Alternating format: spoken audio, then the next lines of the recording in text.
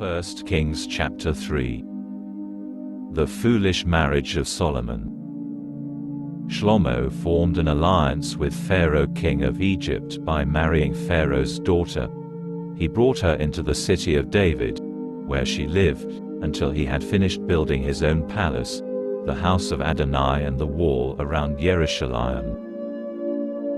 The people, however, were still sacrificing on the high places, because no house had yet been built for the name of Adonai.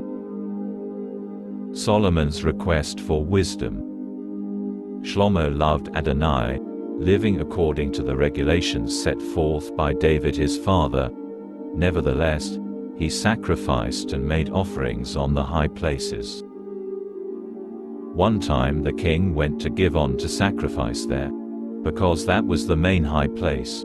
Shlomo offered 1,000 burnt offerings on the altar there. At Givon, Adonai appeared to Shlomo in a dream at night. God said, "Tell me what I should give you." Shlomo said, "You showed your servant David my father much grace, as he lived before you honestly and righteously, having an upright heart with you. You preserved this great grace for him by giving him a son to sit on his throne, as is the case today. So now, Adonai my God, you have made your servant king in the place of David my father, but I am a mere child. I don't know how to lead. Moreover, your servant is among your people, whom you chose, a great people so numerous that they cannot be counted. Therefore, give your servant an understanding heart able to administer justice to your people, so that I can discern between good and bad, for who is equal to judging this great people of yours?" What Shlomo had said in making this request pleased Adonai. God said to him, "Because you have made this request instead of asking long life or riches for yourself, or your enemy's death, but rather asked for yourself understanding to discern justice. I am doing what you requested. I am giving you a wise and understanding heart, so that there has never been anyone like you, nor will there ever again be anyone like you.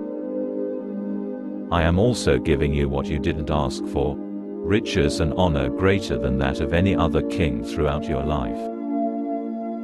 More than that, if you will live according to my ways, obeying my laws and mitzvot like your father David, I will give you a long life." Shlomo awoke and found it had been a dream. But he went to Jerusalem, stood before the ark for the covenant of Adonai and offered up burnt offerings and peace offerings. He also made a feast for all his servants. Solomon demonstrates his wisdom.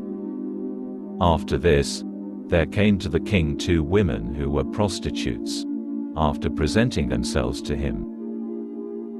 One of the women said, "My lord, I and this woman live in the same house, and when she was in the house, I gave birth to a baby. 3 days after I gave birth, this woman also gave birth. We were there together. There was no one else with us in the house except the 2 of us.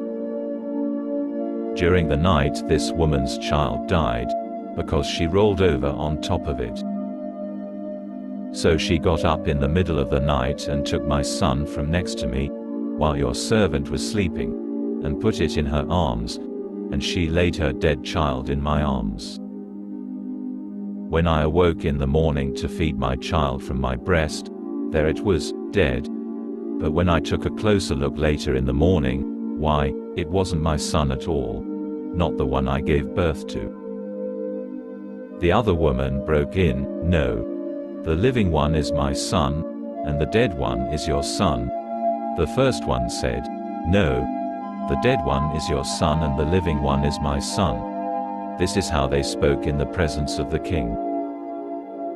Then the king said, "This woman says, 'The living one is my son.